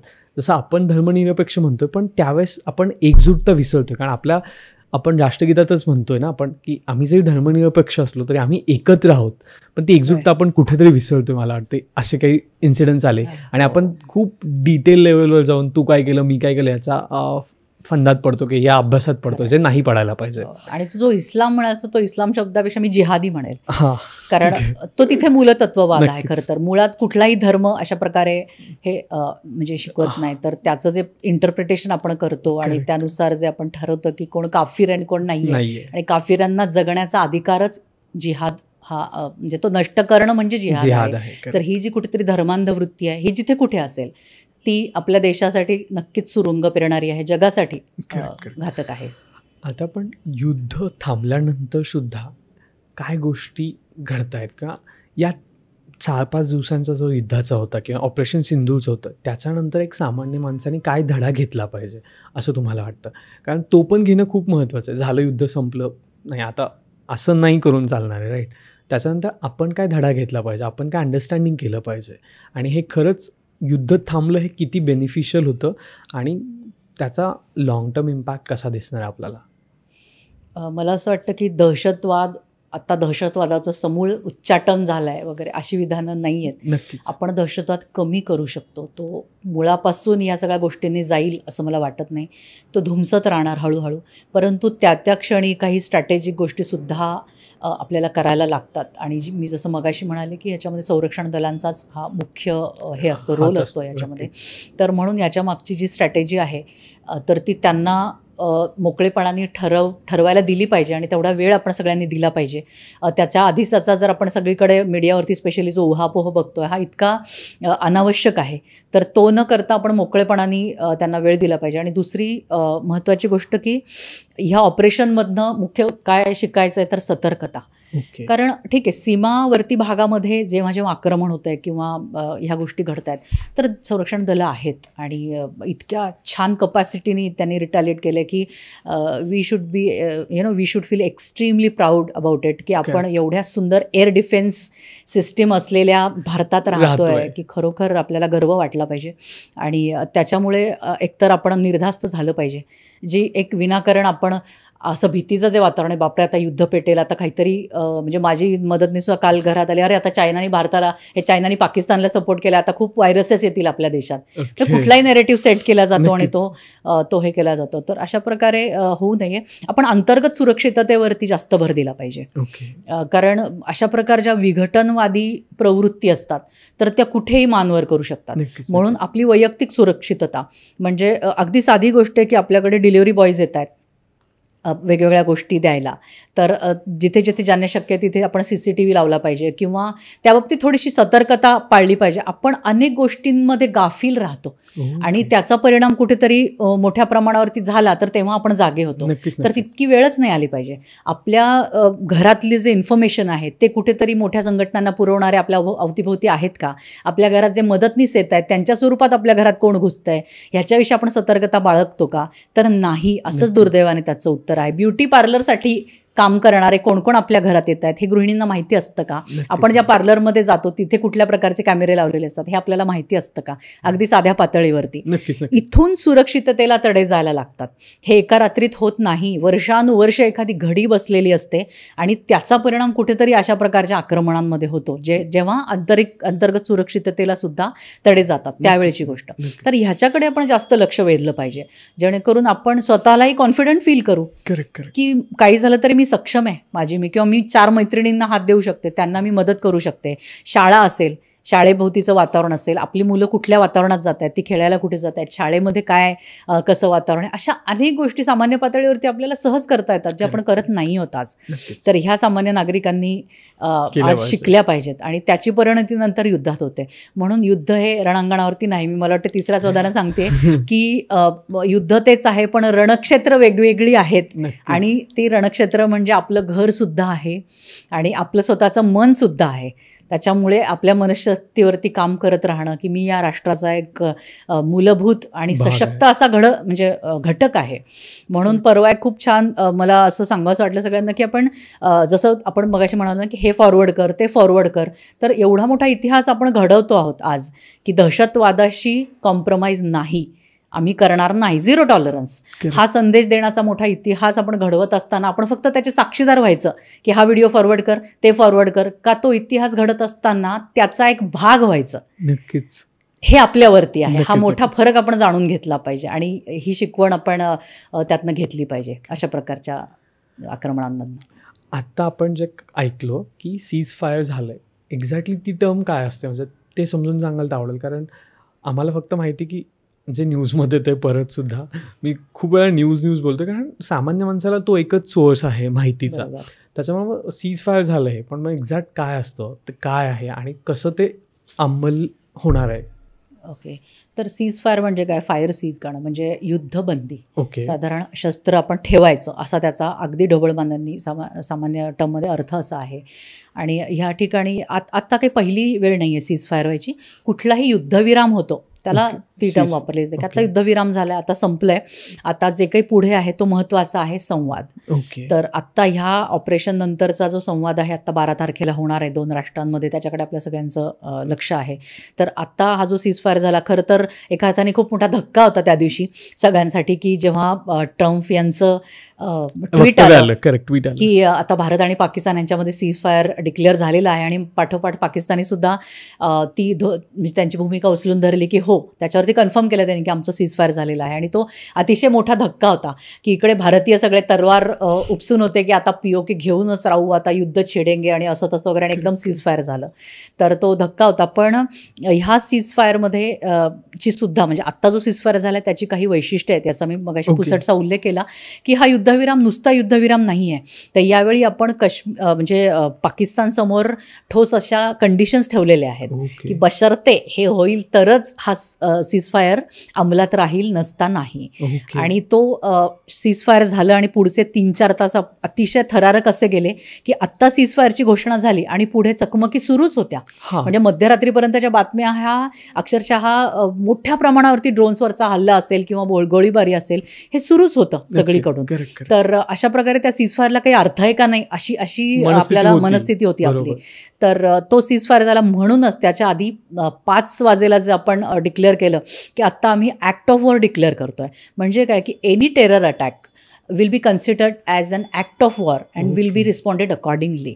म्हणजे ह्याच्या पुढे 2 गोष्टींना, आमची सुरक्षितता आणि आमची शांती, म्हणजे शांततामय जे वातावरण आहे ह्याला तडा देणारं कुठलंही कृत्य जर पाकिस्तानने केलं तर तो ॲक्ट ऑफ वॉर समजला जाईल. म्हणजे ती कुठेही दहशतवादी कारवाई किंवा ती कुठेही चकमक, गोळीबार अशा ज्या टर्म्स आपण आतापर्यंत वापरत आलेलो आहोत ह्या नाही. आता ते ॲक्ट ऑफ वॉर समजलं जाईल आणि त्याला आम्ही त्याच पद्धतीने प्रत्युत्तर देऊ. म्हणजे ते कशा प्रकारे देऊ आमचं आम्हाला माहित नाही, कारण त्याची जबाबदारी तुमच्यावर असेल. नक्कीच. कारण वेळोवेळी कुठल्याही नीतीची चाड ठेवायची नाही आणि सतत गोळीबार सुरू करायचा. आणि यावेळी तर पाकिस्तानने अक्षरशः अनेक खूप अधम पातळी आपण दिसतं की परवा रजौरीवर मधली घरं पाडली गेली, हॉस्पिटल्सवरती जाणून बुजून. त्यांना ही सगळी अंतर माहिती आहेत की शेलिंग होत असताना या बाजूला या किलोमीटरवर ते हॉस्पिटल आहे, मुलांच्या शाळा आहेत, पोलीस अधिकाऱ्याचं घर तेच जर तुम्ही लक्ष्यस्थानी ठेवलं काश्मीरमध्येच Correct. आणि त्याच्यावरती हल्ले केले, गुरुद्वारा तुम्ही उडवला, म्हणजे जेव्हा तुमच्याकडे विजयासाठीचा कुठलाही विजयासाठीची मूल्य नसतात किंवा तुमच्याकडे शस्त्रास्त्र उरलेली नसतात, सगळं पूर्णपणे मोडून बेचिराग झालेलं आहे, तर मग काय करायचं? तर कायमच निरागस लोकांना लक्ष्यस्थानी ठेवायचं, कायम आपल्या मर्मावरती आघात करायचा आणि गुरुद्वारा उडवला जेणेकरून कुठेतरी धार्मिक तेढ उत्पन्न व्हावी. ह्या सगळ्या दरम्यानच Correct. भारतामध्ये अशा प्रकारचे छुपे अजेंडे, प्रोपोगंडा त्यातनं हे करायचा, खोट्या माहिती पुरवायच्या, दहशतवाद, दबदबा, म्हणजे कुठल्याही प्रकारे तो दबाव आणत राहायचा सतत. तर अशा प्रकारचं छोट्यातलं छोटं कृत्य सुद्धा आता ॲक्ट ऑफ वॉर ठरणार आहे. Okay. आणि त्या ॲक्ट ऑफ वॉर जेव्हा घडेल अशा प्रकारचं, तेव्हा परत एकदा एक प्रेस कॉन्फरन्स झाली ह्या सगळ्या सीज फायर झाल्यानंतर ज्या चकमकी घडून आल्या, तेव्हा रातोरात पुन्हा एकदा आपले परराष्ट्र सचिव समोर आले आणि त्यांनी म्हटलं की हे सीज फायरचं उल्लंघन आहे, म्हणजे शस्त्रबंदीचं हे पूर्णपणे उल्लंघन या ठिकाणी झालेलं आहे आणि ह्या क्षणी आम्ही तिन्ही दलांना पूर्णपणे मोकळीक देतो. त्यांनी त्याला त्याचं प्रत्युत्तर त्यांनी द्यावं, दॅट्स ऑल. Okay. आणि अशा प्रकारे या क्षणी आता आपल्या सैन्य दलाचे हात पूर्णपणे मोकळे केलेले आहेत. तर हे खूप हा ऐतिहासिक निर्णय आहे नक्कीच, नक्कीच. की कुठपर्यंत आपण या चकमकी, हल्ले अशा टर्म्समध्ये अडकून ह्याची राहायचं. व्याख्या आपण करणार आहोत. Correct. कुठेतरी आपल्याला हे मुळात आहे युद्ध, तर ते आहे, ते वास्तव आपल्याला स्वीकारलं पाहिजे. Correct. आणि ज्यांना युद्ध नको आहे अशांनी सुद्धा ह्या सगळ्या, आपण या पॉडकास्टमध्ये पूर्णपणे गोष्टी चर्चा आपण केली, तर ह्या सगळ्याच गोष्टी त्यांच्यासाठी सुद्धा आहेत की खरोखर आपण युद्धाची मोठी किंमत देत असतो, नक्कीच. आपल्याला ती द्यावीशी वाटत नसते. तो जवान तिथे जाणारा कुठेतरी माझाही एक भाऊ आहे याची जाणीव मला असते, पण तरीसुद्धा शांतीसाठीची ही जी काही किंमत आहे, निदान आपण त्याच्यासाठी वर्थ असं एक नागरिक आपण त्याच्यासाठी होऊया. आणि केवळ युद्ध नको. आणि काल मुंबईमध्ये एक शांतीसाठी मार्च निघाला, रूट मार्च निघाला Okay. आणि रोडवरती सगळे लोक उतरले की आता आम्हाला शांती हवी आहे. त्यांना सुद्धा प्रश्न एकच आहे की ज्या दिवशी पहलगामवरती हा हल्ला झाला, तर त्या निरागस नागरिकांसाठी आपण हा रूट मार्च काढला होता का? नक्कीच. तर केवळ युद्धबंदी आपल्याला हवी आहे, ह्याच्या मागे काही पार्श्वभूमी समजून न घेता आपण ही जी भूमिका लावून धरत आहोत किंवा वारंवार कुठल्याही भूमिकेवरती टीका करत आहोत. फक्त जाणीवपूर्वक करूया. तुम्ही ती करा, तो तुमचा अधिकार आहे. फक्त सतर्क राहूया आणि प्रत्येक गोष्ट जाणीवपूर्वक करूया, एवढंच माझं म्हणणं आहे. नक्कीच. जय हिंद. जय हिंद. मी जर मोहिनीताई, तुमचं खूप खूप स्वागत आहे. तुम्ही इथे आलात आणि आम्हाला इतक्या डिटेल लेवलवर या गोष्टी समजून सांगितल्यात. काय असतं, बऱ्याच जण सामान्य नागरिक म्हणून मला त्या गोष्टींचं भानच नसतं. एक तर मी भावनिक खूप होतो किंवा एक तर मी परिस्थिती काय चालली याचं गांभीर्य जाणवत नाही आणि गोष्टी जशा मनात येतील तशा करतो. पण त्या लेवलवर जाऊन जर मी विचार केला आहे किंवा त्या डिटेल लेवलवर जाऊन मी जर ते भान राखलं आहे, तर नक्कीच मी या सगळ्या गोष्टी करू शकतो. या कुठल्याही माझ्या आवाक्याच्या बाहेरच्या नाही आहेत किंवा या कुठल्याही गोष्टी अशा नाहीत की खूप डिफिकल्ट आहेत मला करायला, पण ते तुम्ही येऊन सांगितलं त्याच्याबद्दल खरंच तुमचे खूप खूप धन्यवाद.